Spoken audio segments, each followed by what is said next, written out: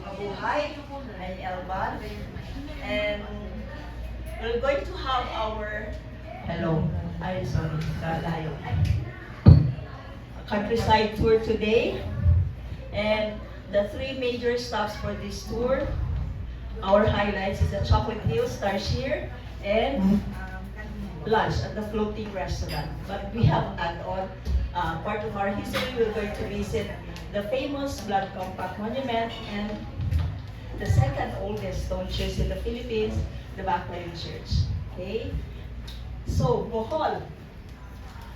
Bohol is located right at the nape of Philippine archipelago. And we have a population of around 1.4 million. And land area, I have a Codigo here because I cannot remember. This is a new one, new data na. Mura. Para talaga akong graded na mock tour. Population. Okay na ako nagsuta ng LGU na busload, pero wag lang ganitong style.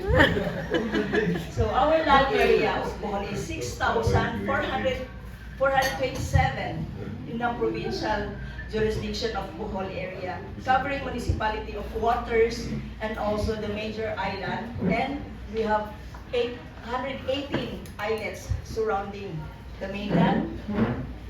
Pero 81 lang ang named. 37 lang ang unnamed because of absence of potable water. And population. Ito na po. Language. Dialect. Ganun na lang. Okay lang po ba yun? Yung word na yun. Yes. We speak the same. Majority of us speak the same with people of Cebu. In fact, we have the same characters, custom, tradition ng Cebu because during colonial time, we were under provincial jurisdiction of Cebu for almost 300 years. Our dialect, kung may konting difference of our phonetics lang. Because if the word is, kung ang Y is in between the word, we pronounce it ja.